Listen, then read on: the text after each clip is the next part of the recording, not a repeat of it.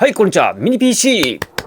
ということで、ミニ PC について語ります。ミニ PC、最近なんかバズってるのか、バズってないのか、お得だみたいなね、情報が流れているみたいな感覚を持ってるんですけども、これ買うとほんまに今お得なのかというのは、最近 DDR メモリめちゃくちゃ高くなってるじゃないですか。新しく BTO パソコンゲットしたり自作したりとか、中古のパソコンショップ見て回ったんですけど、これもね、まためちゃくちゃ高くなってて、今日は本当にこのミニ PC 買うのってコスパいいのっていう動画です。値段もそうやけど、やっぱ性能をね、どれぐらい使えるのか、どれだけ早いのかっていうのが気になりますよね。で、今回は実際に買ってみて、SSD 新しいやつにね、入れ替えてみて、動作テストとか、ちょっと下からそれを見せながらっていう感じの動画です。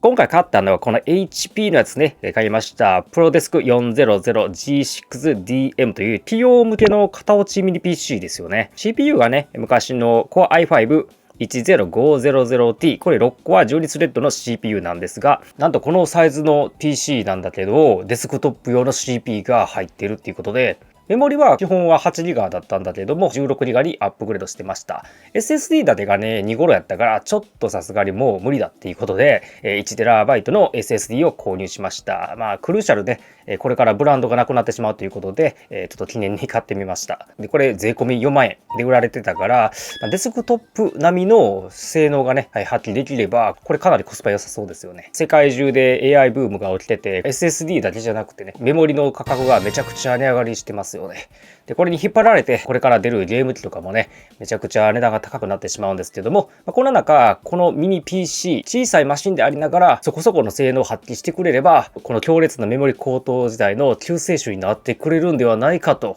希望が持てるのかどうか。強烈な値上げの中ミニ PC に注目が集まってるっていう感じですよね。そもそもなんでこのデスクトップ用の CPU がこんな小さいデザインの PC に入るのかっていう問題ですが、普通のサイズのデスクトップ PC 買ってみて中当ててみたら意外とスカスカだったみたいな思い出ありませんか？一般的なデスクトップサイズの一番小さめの PC ケースのサイズでもなんであんな大きくなっちゃうかっていうと CPU の上に乗っているクーラーですね。あいつのスペースを確保する必要があるからです。こいつを入れないといけないんであんまり小さく作れないんですよね。CPU が一生懸命仕事してる時ってすぐに発熱してしまって簡単に100度とかいっちゃうんですよ。100度近くになる前に、ブレーキいわゆるサーマルスロットリングっていう制御装置が働くんですが、これによりパフォーマンスが低下してしまいます。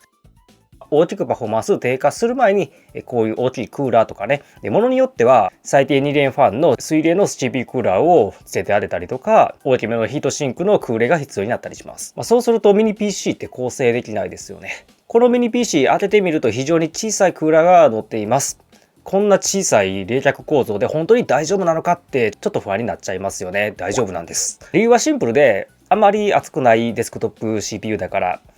今回採用されているのは第10世代ですが、末尾に T の刻印がある CPU です。通常の i5 は 65WTDP とかが一般的ですが、こいつは 35WTDP です。TDP というのは各メーカーが公表している、大体この CPU 使うんだったらこのくらいの大きさのクーラー乗せてくれよなって公式で発表しているものなんで目安になるものです。数値が高いものは上位のね CPU に多く、上位の CPU とかはねこの数値が上がってかなり大型のファンとかで先行った水冷とかが必要になります。35W っていうのはデスクトップ CPU の中ではかなりというか一番下に位置するクラスです。TDP35W のものなので、こういった小さいものでも冷やすことはできます。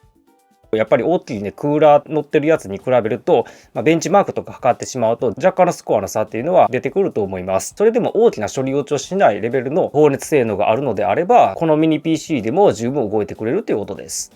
今までこの小さいサイズのものは最低でもノート PC 用に作られている SKU の CPU が載ってたりが基本だったんですけども、デスクトップ用の CPU はこういった小さめの CPU に比べてもっとクロックが高くて処理性能の速さに期待が持てそうです。このミニ PC は小さくて省電力なんだけどデスクトップ並みのCPU 性能が期待できるんじゃないかっていう、さらに価格も安くてコスパいいモデルです。次はストレージとメモリの拡張性についてです。ミニ PC の場合正直言うとかなり制限がきつくなります。はっきり言ってこのミニ PC はアップグレードを楽しめるものではないです。できることはまずメモリの増設、これは上限制限があります。そして SSD 容量の増加、そして OS の入れ替え、この3つだけです。そしてできないのはまず GPU グラボの増設です。そもそもミニ PC に入るスペースないからね。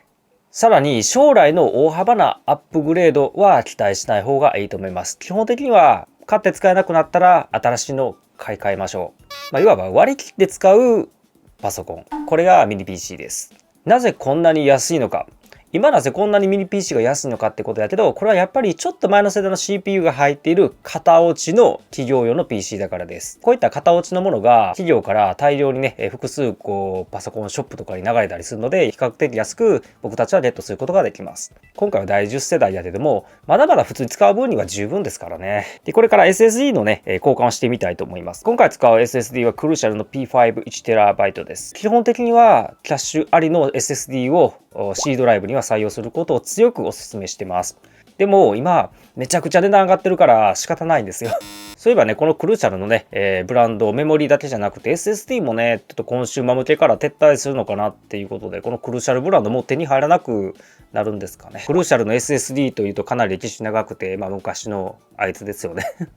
残念ながら、クルーシャルブランド撤退ということで、今後手に入れることはできなくなると思います。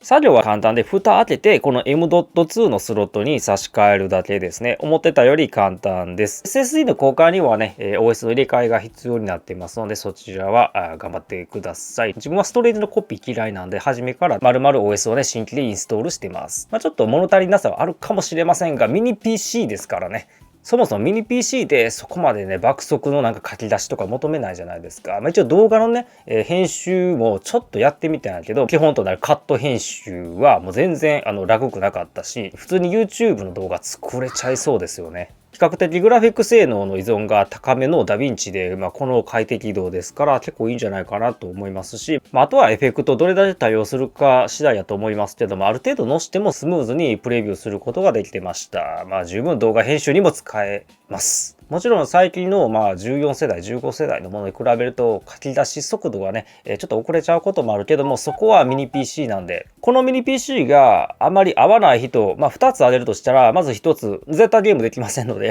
ゲーマーの人は買わないでください。こいつでゲームを動かすことは不可能ですし、もちろんそのためのグラボを拡張することもできませんので、永遠にこいつではゲームはできません。そしてグラボだけじゃなく、その他の拡張性っていうのもなかなか厳しいところはありますので、あまり過度な期待はしないでください。拡張できるものといえば、後ろの数少ないポートにどんどん何を突っ込んでいけるかっていうことになりますね。もちろん外付けの SSD とかも追加することはできますし、そういった中でちょっとごまかしが必要になってくるアップグレードが伴います。で、こいつ非常にサイズが小さいんで、モニターのね、後ろに置いて、スタンドとか多分売ってると思うんで、ちゃんと作ってあげれば iMac が完成するんじゃないかと。Windows 版の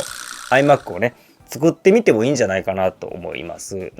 本体を後ろに隠せるとかね、下に置いててもわからないっていう、そういう利点はかなりありますよね。なんで、とにかく小さいんだけども、デスクトップ並みの、パワーが安く手に入る。これがミニ PC ですね。じゃあ結論。ミニ PC って小さくて、それなりの性能って思われがちかもしれないんですが、現在のメモリとかね、もう全体的なパソコンの値上がりのね、市場の中で言うと、かなりコスパがいい選択肢になってんじゃないかと思います。作業がスマホとかタブレットでは足りないね、作業したいんだけども、パソコンが高くてなかなか買えない、そんな人には、このミニ PC いいんじゃないかと思います。そういった人には、ちょっと前の世代の CPU であったとしても、今でもというか、今だからこそありかなと思っちゃいました。今日はミニ PC について動画まとめてみました。ミニ PC だけじゃなく中古 PC もお店行ったらね、今メモリが抜かれてるんで